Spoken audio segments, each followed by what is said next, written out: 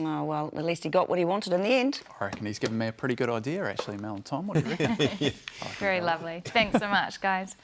People across the UK have been marking what would have been the 101st birthday of the late Captain Sir Tom Moore.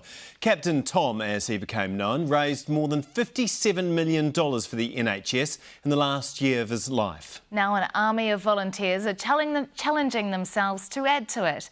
Nitya Rajan from ITV reports. 3 more to go. Small steps ending in a big moment. 97, 98, 99, 100! Yay! 6-year-old Tony Hudgell from Kent took his first 100 steps without his crutches. How do you feel, Tony? And his verdict on the whole thing? I'm impressive. Spot on. What do you reckon Captain Tom would have said if he was standing right here? Do you know what I'll say? We'll just have a race. And who would win, do you reckon? Me! Because I'm the fastest. Confidence has certainly helped him complete his Captain Tom 100 challenge, raising money for the hospital that saved his life. But it wouldn't have started without his hero. Before seeing Captain Tom on the telly last year, Tony wasn't even interested in walking. But as soon as he saw Captain Tom, it was just that link, and he just absolutely idolised him. And he was, well, I can do that. While the national affection for Captain Sir Tom will always be public, for his family, this weekend is also personal. Hannah Ingram Moore missed her dad this morning as a special train making 100 stops around the country pulled into Paddington Station in London. What my father did was cross or break down the boundaries between gender, race, social status, nationality and age, because he was able to give us integrity, honesty and hope. And he loved children. He loved children, and children in their droves follow him. Among them, 7-year-old Harmony Rose Allen. Pop! Her 100 challenge is to raise money for a more accessible playground. I'm climbing this wall 100 times for my school to fundraise and also for Captain Tom.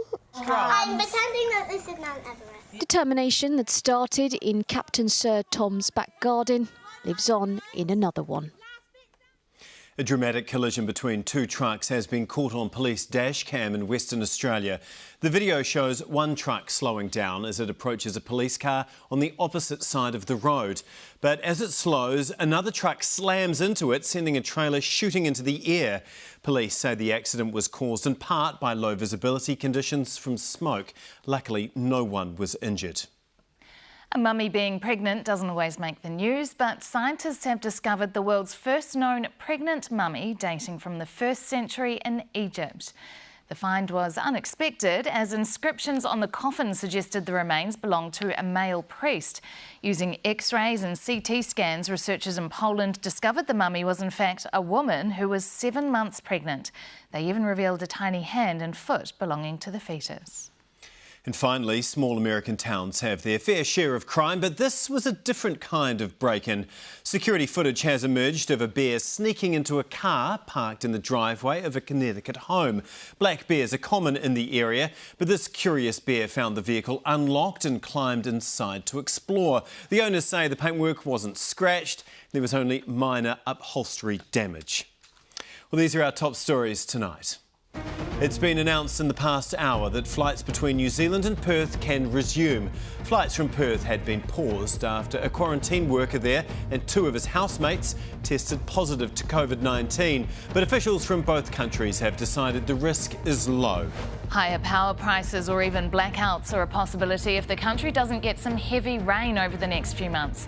Low levels at our hydro lakes and a dry La Nina weather pattern are putting real pressure on the country's electricity supply. Time now for Alex and a look at your weather. Tomorrow's weather might not be perfect for everyone's plans, but it's great for making power. At Meridian, we only generate power from wind, water and sun.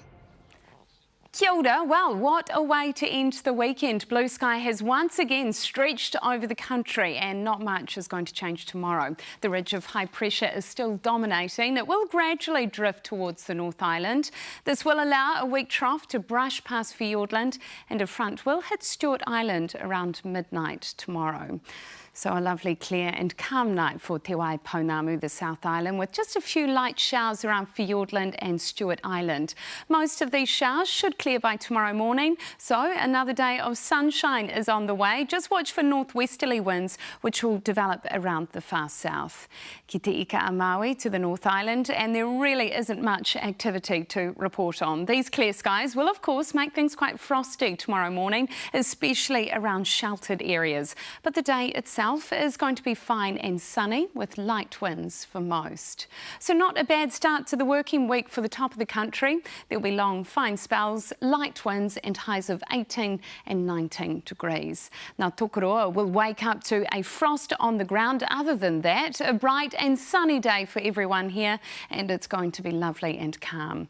Out east, and there might be some cloud over Gisborne in the morning. It'll burn off to a picture-perfect afternoon, and southerly winds, which will be felt over all places, will gradually die out. A frosty start to the day for Taumaranui. You will eventually warm up to 18 degrees. Plenty of sunshine everywhere else. Wellington will just get a northwesterly from the afternoon. In the south, and a fine day for Nelson with light winds and 16 degrees. The west coast will get a bit of cloud, and there'll be southwesterly breezes for coastal areas. Over the Alps and more blue sky. It's never ending at the moment. Those south of Kaikoura will just get northerly breezes, mainly from the afternoon. Further south in Oban and Invercargill might get a few light showers. Other than that, you're in the clear. Another day of sunshine, and most places will get winds from the north. So make sure you get some time outside in Otipoti, Dunedin. There'll be long, fine spells, a northerly wind from the afternoon and a high of 19. And another day of sunshine for Ōtautahi Christchurch. You'll pick up a northeasterly breeze after lunch as you warm up to 18 degrees. A fine Monday for our capital. Just watch out for northwesterlies, which will gradually develop. Your high, a chilly 16 degrees. Te Matou a Maui, Hawke's Bay is in for a good dose of sunshine. Southerly winds will die out as you warm up to 19 degrees. And not much to report on in Tauranga. It's going to be fine. There'll be hardly any wind, and you'll manage a top temperature of 19. And after a frosty morning, the Waikato will also be bathed in sunshine tomorrow. There'll be light winds and highs of 18 across the board. And Tāmaki Makaurau is also in for a stunner. Loads of blue sky, hardly a breath of wind, and you'll eventually warm up to 18 degrees. Well, across to Tasman we go, and a few showers for our neighbours, although it will be fine in Sydney with a high of 26 degrees. And the islands are also in for some wet weather with thundery falls in Niue and Vanuatu. Well, back here in sunshine is going to stick around northern areas for a few more days. Temperatures will also slowly increase. A few places here managing 21 degrees. Quite a bit of cloud will develop over the rest of the island, with the odd spot of rain in Palmerston North. The west coast will also get a few showers, while it should be sunny everywhere else. And on Tuesday, temperatures around the lower South Island will be about 6 degrees warmer than average. So not great news for those after snow, and also those after rain. This coming week is all about sunshine and warm temperatures. Thanks very much, Alex. Now, before we go, in breaking news tonight, Indian media are reporting that there are several cases of COVID-19 at the New Zealand High Commission in India. A video posted on Twitter shows the arrival of oxygen tanks at the High Commission, apparently after the High Commission made a plea for it on their social media site. The website of the Hindu newspaper reports that 2 people at the Commission with the virus were in need of oxygen. We have approached the Ministry of Foreign Affairs for comment tonight, but have yet to receive an official statement on what's happening. That's Newshub Live at 6 for Sunday. Join the AM team from 6 tomorrow. You can get in touch with the Newshub team at news@newshub.co.nz. I'm Tom McRae. And I'm Melissa Chan-Green. From us, good night.